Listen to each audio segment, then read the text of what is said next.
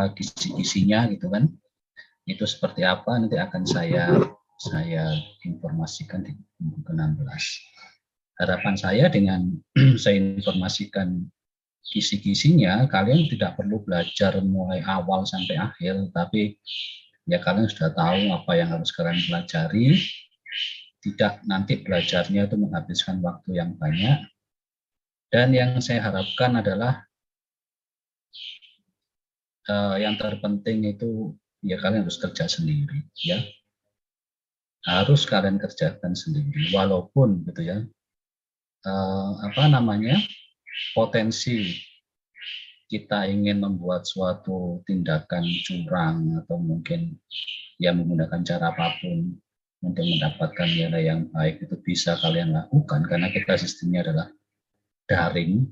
Maka saya minta dan saya mohon itu tidak dilakukan, gitu ya.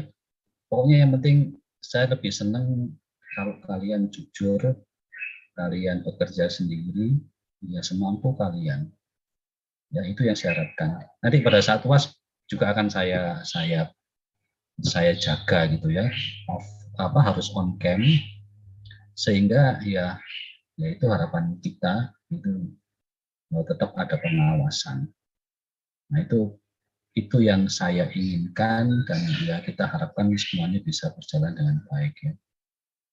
Nah, mohon untuk diperhatikan hal tersebut. Oke, sekarang yang mau mempresentasikan kelompok berapa? Silakan yang sudah siap.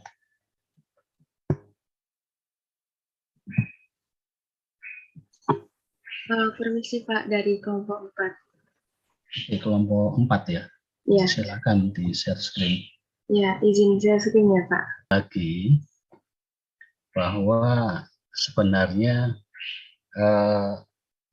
ada beberapa masukan gitu ya untuk bagaimana supaya yang kalian sampaikan atau paparkan barusan itu menjadi lebih jelas ya.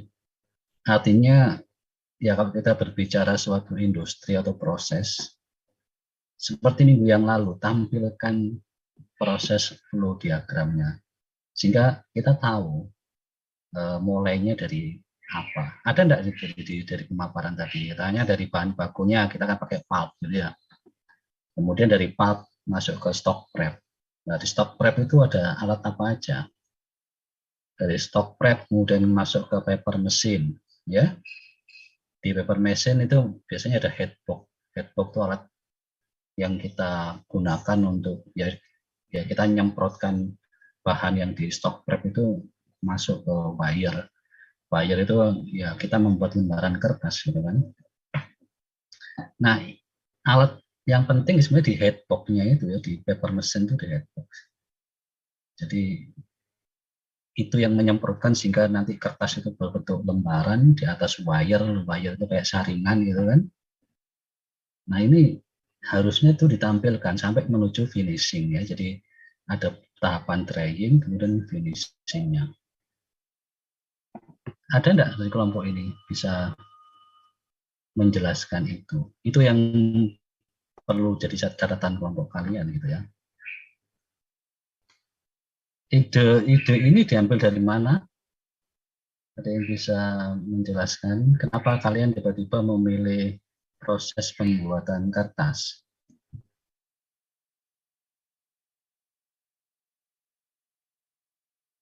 Sumbernya dari mana ya?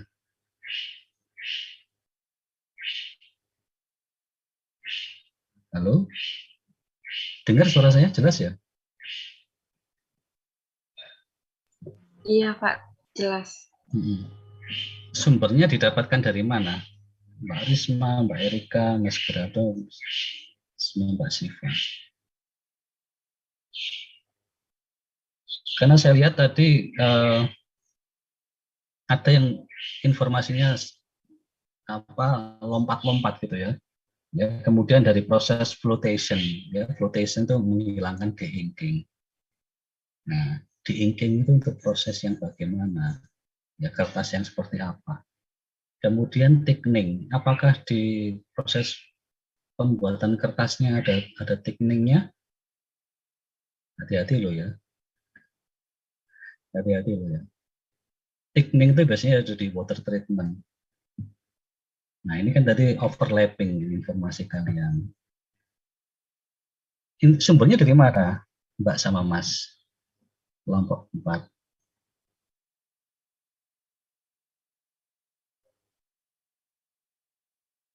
Loh, kok diem? Sumbernya dari mana?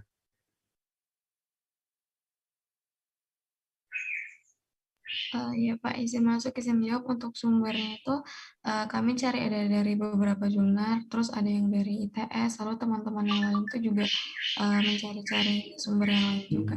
Mungkin dari teman-teman bisa memberitahu dari mana saja sumbernya. Terima kasih. Tidak apa-apa. Tidak apa-apa. Artinya kok overlapping gitu loh. Nah, kenapa kok saya sampai tahu detail itu ya? Ya mohon maaf gitu ya. Saya tidak menyalahkan kalian, cuma nanti kalian suatu saat itu kalau cari sumber, cari literatur itu yang memang benar-benar bisa dipertanggungjawabkan. Jadi tidak asal nyomot gitu ya, tidak asal ambil gitu ya. Oke, saya izin share screen dulu ya. Kenapa saya bicara seperti ini gitu ya? Pas kebetulan itu adalah bidang yang pernah saya tekuni. Coba yang itu di stop screen, saya nggak share screen.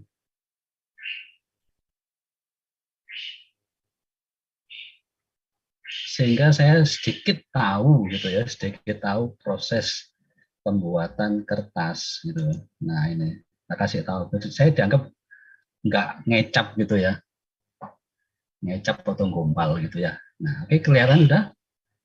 Jadi tahun 2002 sampai tahun 2003, ya ini saya kerja di Kimia gitu ya. Sehingga di bagian R&D.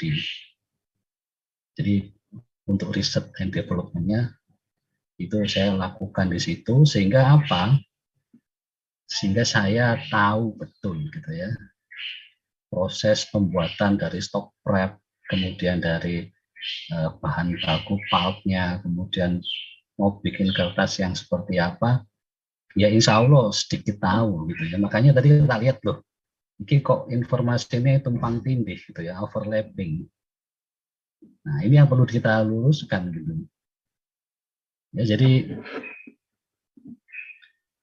ya sehingga tidak nanti yang membaca atau melihat informasi yang kalian sampaikan itu tidak salah gitu kan. Ya itu saya tidak menyalahkan kalian totality salah enggak. Tetapi ya itu untuk pelajaran kita semua bahwa ya kita harus hati-hati. Kalian harus mempelajari betul suatu proses. Ya kebetulan pas ketemu saya yang pernah kerja di pabrik kertas gitu kan. Nah, sehingga seandainya itu tidak, makanya saya dari minggu kemarin tuh saya selalu menanyakan ya BFD-nya mana, proses flow diagramnya mana, sehingga bisa kita lacak betul enggak apa yang kalian sampaikan. Ya minggu kemarin tuh ada yang menyebutkan banyak alat gitu ya, apakah alat-alat itu benar dipakai semua kan itu kan ya. Harapan saya bukan saya itu untuk mendebat kalian atau menjatuhkan kalian, tidak, tapi melatih kalian menyampaikan sesuatu memang dari sumber yang bisa kita percaya, dari sumber yang memang ya semestinya bisa kita sampaikan gitu ya, yang bisa dipertanggungjawabkan. Nanti kalau kalian ambil dari sana sini ternyata salah kan ya kita yang malu. Itu yang saya harapkan seperti itu, melatih kita.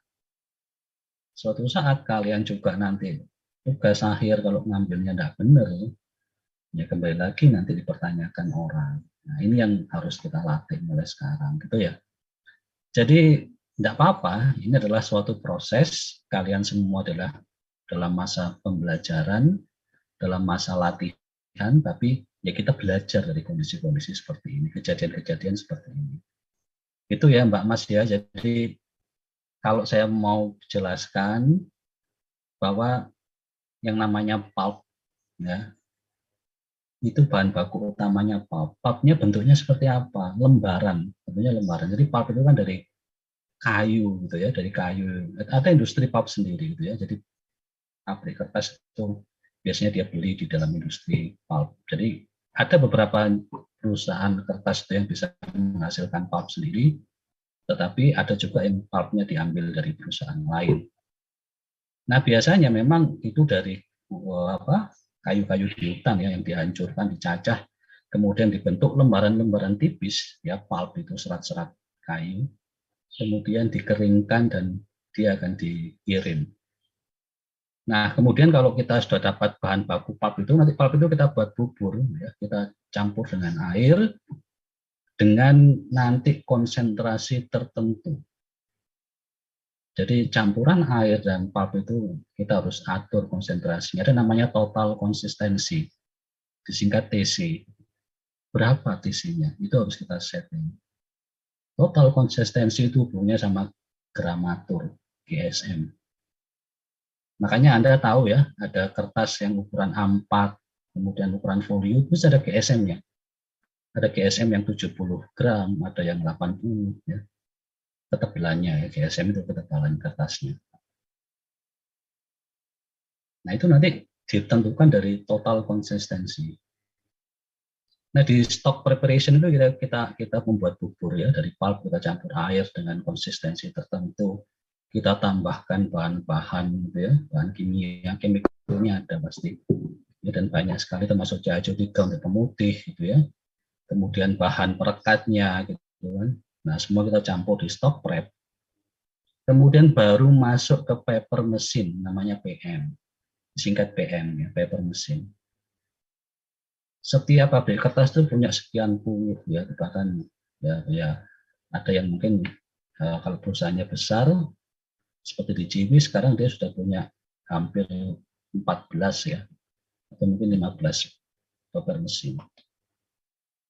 Nah paper mesin itu ukurannya besar sekali ya, mungkin gedung di apa ya, di bengkel mesin gitu ya, itu satu lapangan basket sendiri lebih lah ya, itu panjangnya seperti itu paper mesin.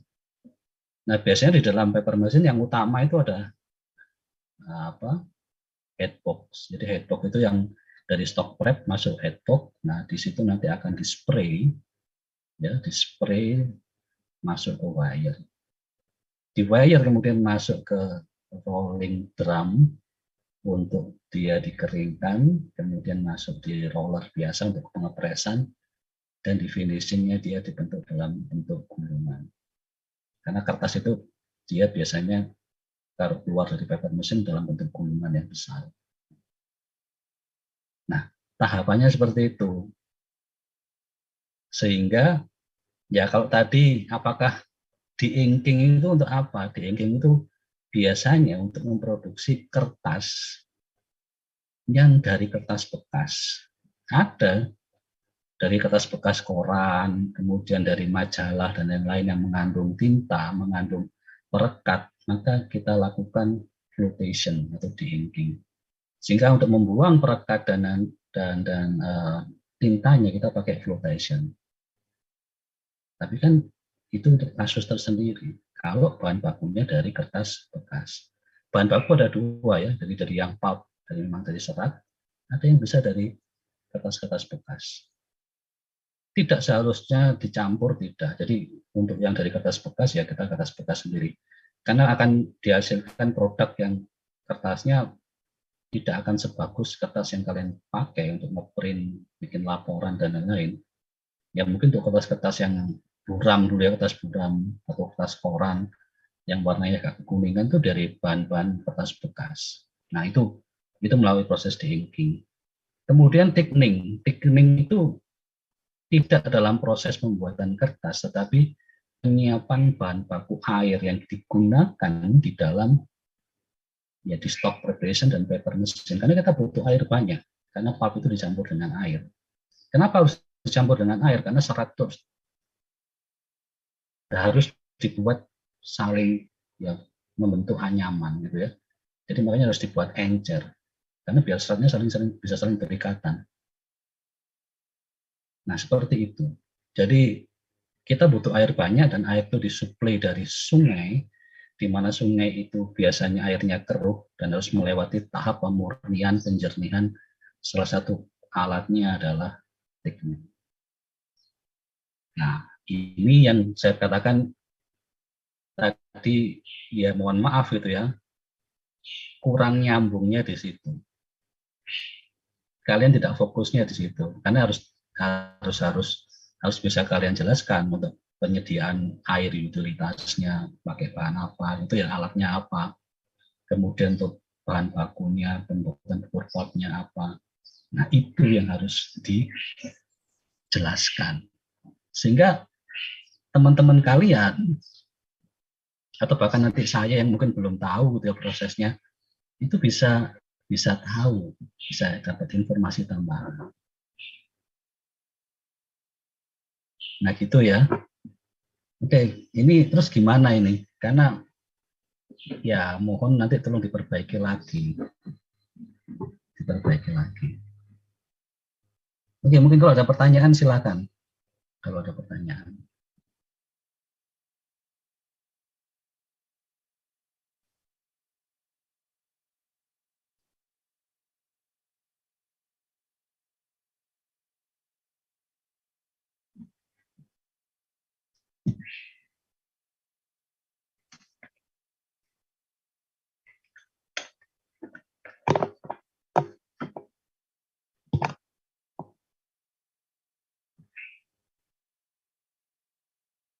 Oke, jadi ya sedikitlah cerita itu sambil ya kalau kalian belum ada pertanyaan, menunggu pertanyaan.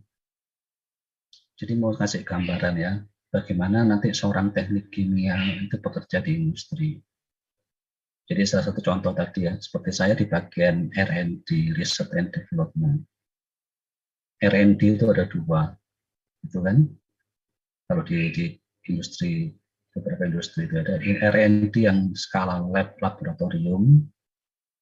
Kalau saya tadi kebetulan ada di R&D aplikasi, artinya dari hasil laboratorium itu perlu diaplikasikan langsung ke proses.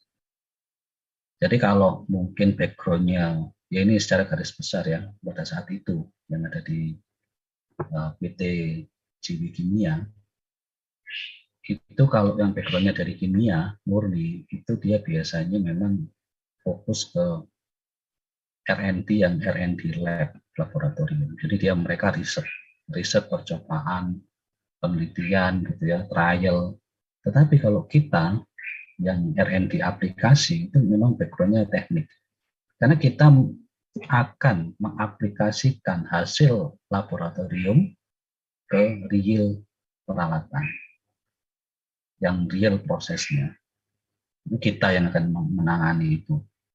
Jadi hasil laboratorium, hasil riset itu tidak langsung diberikan ke orang-orang di lapangan, tetapi ada penengahnya, perantaranya adalah R&D aplikasi. Itu akan men-trial kita. Jadi dari hasil lab diaplikasikan itu di bawah kendali kita. Apakah nanti di proses realnya itu sesuai atau tidak, hasilnya layak atau tidak, gitu. Itu yang kita lakukan. Sehingga di R&D aplikasi ini kita benar-benar berhubungan dengan orang-orang yang ada di proses gitu ya. Ya, sama operator, sama orang-orang mekanik dan lain-lain ya. Karena ya, kalau ada masalah trouble di alat ya kita yang pasti akan dimarahi gitu. Karena yang uji coba di real peralatannya di proses sesungguhnya adalah kita, bukan yang anak-anak laboratorium. Jadi orang laboratorium hanya berpikir ya di laboratorium, mereka tidak akan terjun. Tapi kalau kita ya setiap hari ya saya harus mengontrol alat turun ke stock prep, ke paper mesin, naik ke paper mesin, ya, ngecek ya panas-panasan, kena steam, ada steamnya segala macam-macam lah. Jadi ya kita memang langsung di mesin, kalau ada trouble atau alat yang bermasalah karena uji coba yang kita lakukan, maka kita yang bertanggung jawab. Nah itu tanggung jawabnya di situ. Nah biasanya orang-orang berbackground ya, pendidikannya teknik itu akan diterjunkan di betul-betul di proses. Nah itu yang saya alami, sehingga ya benar kita betul-betul ya harus totalitas di lapangan, nggak ada kerja-kerja lab seperti kita percobaan enggak. Sampai dampaknya pun ya, kalau kita kerja di sana di lapangan, ya karena dulu itu K3 itu enggak terlalu ini ya, sebenarnya sudah ada ya, tapi kita kadang-kadang kurang concern terhadap K3. Nah ini yang saya kasih tahu ke kalian ya, bagaimana pentingnya K3 terhadap kesehatan kita dan keselamatan kita. Jadi sebenarnya dulu sudah ada aturan pemakaian earplug ya, jadi penyumbat telinga. Karena suaranya itu sangat berisik sekali di paper mesin loh. Ya, kalau kita ukur frekuensinya sangat tinggi, di atas frekuensi pendengaran normal, maka harus pakai earplug atau mungkin ya penyekat atau kayak headphone gitu ya, yang bisa mengurangi meredam suara. Nah itu karena kita dulu itu sudah dianggap biasa, udah nggak usah pakai earplug karena pewanas juga, rasanya nggak nyaman, risih. Tetapi apa yang terjadi? Saya cuma setahun di sana gitu ya, yang bisa terjadi begitu saya keluar, saya resign, maka yang terjadi pendengaran saya sudah tidak normal lagi. Jadi kalau saya dengar suara berisik, suara yang sangat frekuensinya tinggi, telinga saya sakit. Ya, itu yang terjadi dan ya sakit sekali. Dan kadang-kadang ya mengurangi daya dengar telinga saya itu sangat terasa saya sampai sekarang. Itu cuma setahun loh ya, apalagi kalau ada 5 tahun mesti ada yang berdampak. Nah, dan kita di lapangan kan bicara mesti teriak-teriak harus suara benar, karena jangan sampai kalah dengan suaranya mesin. Nah itu yang terjadi, bahwa ya risiko pasti ada, dan sampai sekarang saya rasakan risiko pasti ada, dan itu terjadi karena kita mengabaikan faktor-faktor K3. Jadi makanya kalau kalian praktek, kalau kalian kerja di lab gitu kan, kenapa kok harus pakai jas lab, harus jas labnya dikancingkan, harus ini, ada gunanya Pak? Iya, kalian belum tahu, merasakan, harus pakai masker, harus pakai goggles gitu kan, kacamata, harus pakai ini. Merasa pada saat ini kalian kuat, tapi nggak tahu ya 5 tahun atau 6 tahun lagi atau mungkin 10 tahun lagi dampaknya terasa. Nah itulah risikonya kita yang bekerja di dalam bidang teknik kimia, berhubungan dengan bahan-bahan kimia berbahaya, berhubungan dengan ya apapun yang membahayakan, maka kalian harus selalu menjaga itu. Ya, jadi kayak orang pakai helm, ada praktek di pilot plant itu kan pakai helm. Ngapain Pak pakai helm di pilot plant itu ya? Anak-anak kelas 3 atau kelas tingkat 4 tuh pas uji kompetensi atau mungkin praktek di pilot plant pakai helm. Nggak ada yang jatuh, panas lagi Pak, gitu kan? Nah, itu tapi aturannya harus kita ikuti, karena apa ya? Karena kalau ada sesuatu yang jatuh atau mungkin Anda naik di lab di pilot plant itu harus pakai harness ya. Harness itu kan pengaman untuk ya kita bisa kaitkan ya. Jadi ada pengaman tubuh sehingga kalau kita jatuh tertahan, jadi pakai harness. Nah itu harus kita pakai. Keselamatan itu harus kita bisa diabaikan. Kalau cuma tinggi segitu Pak, kalau jatuh paling patah tulang gitu, nggak sampai ya, jangan sampai kejadian seperti itu. Jadi tolong ya, kalian harus memperhatikan betul faktor K3, termasuk kasus yang kemarin itu ya, ada yang main HP. Pak kenapa kok di lab nggak boleh main HP, nggak boleh makan minum itu kan, karena pasti protes gitu.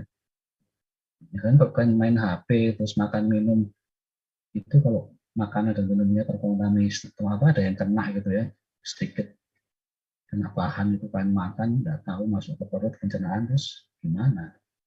Atau mungkin main HP, kalau Anda main HP di lab maka ya Anda tidak konsentrasi, pasti bisa merusak alat, bisa merugikan teman kalian, bisa membahayakan kalian. Dan yang paling penting nanti kalau Anda masuk lab atau bekerja di tempat manapun, ikuti SOP, jangan nanti Anda nyoba-nyoba sesuatu yang tidak sesuai SOP, jangan. Walaupun kalian berpikir ya saya harus punya kreativitas Pak, tetapi semua harus sesuai SOP. Ya, semua harus sesuai SOP. ya, dan tahu aturan-aturannya. Karena kejadian ada yang ya mungkin 3 tahun yang lalu, 4 tahun yang lalu iseng gitu ya, pada saat anak-anak TA masukkan bahan yang memang seharusnya tidak boleh dipanaskan di dalam oven yang tertutup, dimasukkan meledak. Untungnya tidak ada ya, tidak ada yang sampai luka. Tapi ya Pak Zul itu sempat mukanya kena ini ya, kena ledakannya itu. Itu karena anak-anak iseng, karena anak-anak itu mau coba-coba. Meledak, kemudian pecah. Nah, tolong ya, jadi saya minta kepada kalian jangan sembrono. Yang rugi kita, ya, kalian, ya, termasuk kita semuanya akan rugi kalau kalian hanya melakukan iseng-iseng yang tidak ada faedahnya. Itu yang terpenting gitu ya. Oke, ada yang mau ditanyakan? Ya, jadi mohon maaf ya, tadi saya menunjukkan seperti itu bukan untuk pamer dan lain-lain, enggak gitu ya. Jadi saya hanya sebagai moderator atau sebagai ya apa ya, dosen pengampu itu paling tidak saya harus bisa membuktikan bahwa ya saya pun menyampaikan itu berdasarkan data yang ada, tidak asal ngawur gitu ya, tidak ngawur. Nah, saya harapkan saya bisa memberi contoh kepada semuanya bahwa kita harus berhati-hati untuk ngambil sumbernya dari mana, asal usulnya dari mana. Itu harus mulai sekarang kalian latih. Ya. Karena banyak yang mungkin nanti yang ahli-ahli dan yang tahu, nanti kalian akan cuma diketawakan, mungkin kasih hari-hari ini opo gitu kan. Jadi harus hati-hati ya, hati-hati. Nah, ini penting, apalagi kalian ya orang-orang sains, ya kita harus memberikan data dan bukti secara saintifik juga.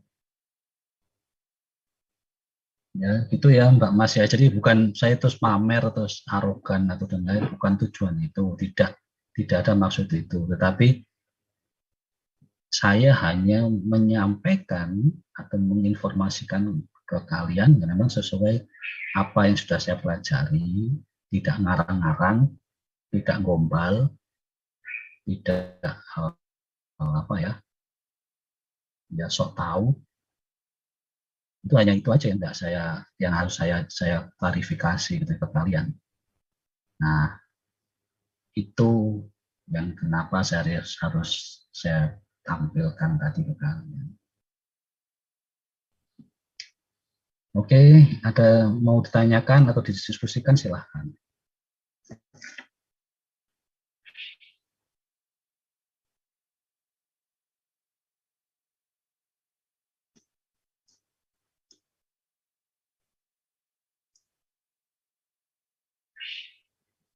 Terus gini ya, yang harus kalian jadikan motivasi gitu ya, motivasi bahwa kalian tuh semuanya ya, yang mungkin yang sudah pintar dan belum pintar itu harus punya keyakinan yang sama.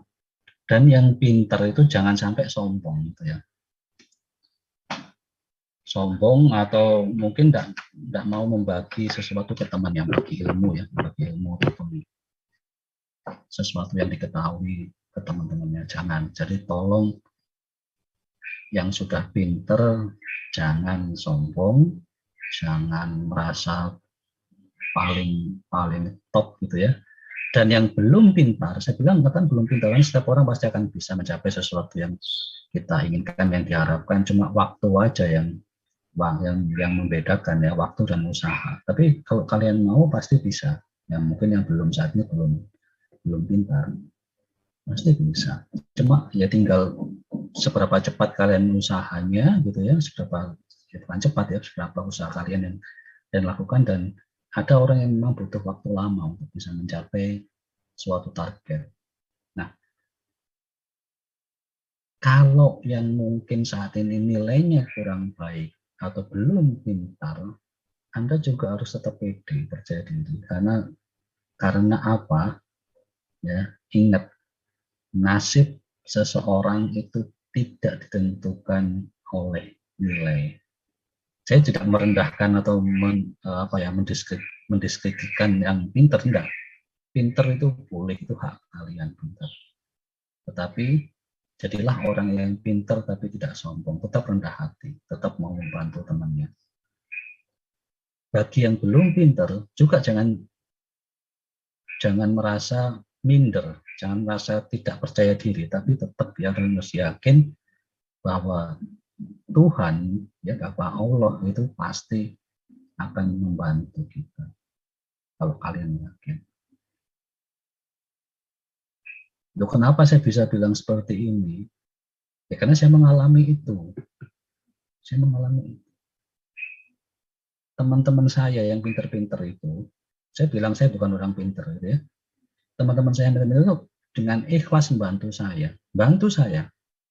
Mereka enggak individualisme, enggak terus arek pinter gak usah dijak koncoan, enggak. Malah yang teman-teman saya pinter menawari saya. Ya benar, nawari saya jadi partnernya. Nah itulah pada saat itu kebersamaan satu kelas itu penting sekali. Bagaimana kita satu kelas itu kompak betul. Kompaknya ya kompak yang positif ya, artinya kita tidak ada gap antara yang pinter ngumpul yang pinter, yang mungkin belum pinter, enggak. Dan kita pada saat ujian tuh ya kita atur, benar. Inilah bagaimana satu angkatan atau satu minimal satu kelas itu kompak. Jadi tidak ada teman-teman itu yang nanti akan merasa dikucilkan, merasa enggak terbuli gitu, enggak ada. Jadi tolong ya, jadi itu tolong. Jadi karena saya dibantu teman-teman itu, ya mereka nilainya tetap baik. Ya saya alhamdulillah bisa lulus gitu ya, sudah lulus alhamdulillah. Tetapi kembali lagi bahwa kepercayaan, usaha, dan doa itu bisa mengubah segalanya.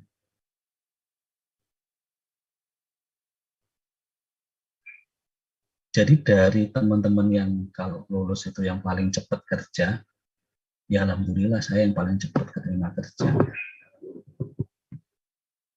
Jadi kalian yang nilainya mungkin pas-pasan, nggak usah takut, nggak usah ragu, nggak usah nggak yakin. Nanti saya tes di perusahaan, mau suana pinter-pinter, mau suana UGM, mau suana UI gimana? Saya pasti kalah Pak Akademi. Nggak boleh punya pikiran itu, yakin aja, nothing tulus gitu ya, tanding aja gitu. Jangan berpikir tentang takut karena akademik. Kalian maju terus, punya keyakinan, punya percaya diri. Benar. Nah ini yang harus kalian mulai sekarang, kalian harus latih ya. Percaya. Kalau kalian sudah selalu merasa takut, merasa minder, merasa tidak yakin, teknik kimia, politeknik apa, kalah Pak sama UB, sama ITS, nah itu kan berarti kalian sudah yakin. Kan sudah yakin, kan udah minder dulu kan. Jangan gitu. Tapi kita tidak boleh yakin, tapi tidak boleh sombong ya, tidak boleh over confidence. Itu juga tidak boleh, karena over confidence itu sudah sombong. Tapi kalian harus tetap tenang, yakin, saya bisa. Itu aja. Kalau kalian sudah punya modal itu, insya Allah kalian pasti bisa. Saya yakin anak teknik kimia bisa di Politeknik. Karena saya bisa. Nggak butuh anak-anak pinter. Ya. Nilai memang butuh bagus ya, tapi nasib kembali lagi tidak ditentukan oleh nilai. Bukan berarti, Pak Anang ngajari ya, kita nggak usah dapat nilai bagus. Enggak. Untuk kuliah ya hukumnya wajib untuk dapat nilai bagus. Tetapi bagi yang belum nilainya bagus, maka kalian harus tetap yakin. Dan yang sudah nilainya bagus saat ini juga jangan sombong. Nggak tahu, suatu saat kalian butuh bantuan teman-teman yang nilainya kurang bagus itu. Ya, jadi itu yang saya alami. Begitu saya masuk, saya ngerti banyak lowongan-lowongan di tempat-tempat perusahaan. Sehingga saya bisa menginformasikan teman-teman saya yang belum kerja, saya informasikan, oh di sini ada yang kosong, di sini ada yang pindah. Ya alhamdulillah kan, berarti kan saling mutualisme. Saya dulu dibantu mereka, sekarang saya bisa membantu mereka, kan gitu. Nah inilah bagaimana ya kita menanam suatu kebaikan, suatu saat juga kita akan memanen kebaikan.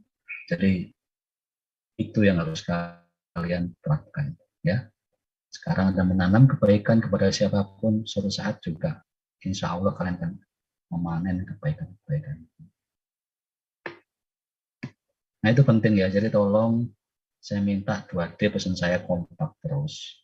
Kompak itu bukan berarti kesana kemari bareng-bareng, enggak, tapi kompak itu ya kita memperhatikan teman-teman kita. Mungkin yang belum paham, mungkin yang belum mengerti, mungkin yang enggak punya teman, itu aja. Ya. Bahkan yang pinter, itu nanti partneran sama yang mungkin belum pintar. Jadi gitu, yang grupnya pinter-pinter toh gitu ya. Kerjasama, kerja kelompok, sing pinter-pinter toh itu enggak. Jangan gitu, itu yang salah. Itu yang salah. Ya kecuali mungkin ada individu atau orang yang tidak mau kerja, tidak bisa kerja, carpe diem, itu boleh kalian. Tapi selama mereka baik, orang-orang terbaik dan mau bekerja dan berusaha, ya bantulah. Ya jadi itu yang perlu saya sampaikan ke kalian. Jadi seorang apa namanya, ya artinya saya sudah punya sedikit pengalaman, ya saya sharing ke kalian. Harapan saya semoga ini bisa memberikan manfaat. Ya syukur-syukur bisa memberikan pola pikir yang bisa membantu kalian ke depan. Seandainya ini wah percuma ya nggak usah dianggap ini ya. Yang apa saya ceritakan tuh jangan dianggap apa-apa. Anggap aja saya hanya ngomong-ngomong kosong. Nah, kalau itu ada manfaatnya ya alhamdulillah. Kalau tidak ada ya sudah jangan dipikirkan. Tetapi yang perlu tadi menjadi catatan adalah bagi kelompok yang saat ini presentasi nanti saya mohon diperbaiki lagi gitu ya, dibenahi lagi. Dan yang kemarin-kemarin saya pesankan tambahan-tambahan itu perbaikan-perbaikan dan revisinya saya minta dikirim ke email saya gitu ya. Karena ya itu untuk kalian juga gitu ya, untuk semuanya. Jadi kita harus berlatih bagaimana kita menampilkan, menunjukkan suatu performance yang baik kepada siapapun diusahakan. Oke, ada yang mau didiskusikan atau ditanyakan? Silahkan.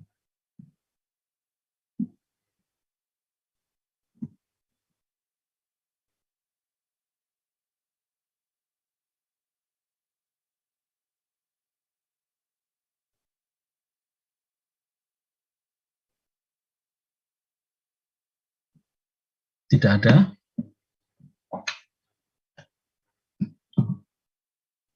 Oke, saya minta kelompok 4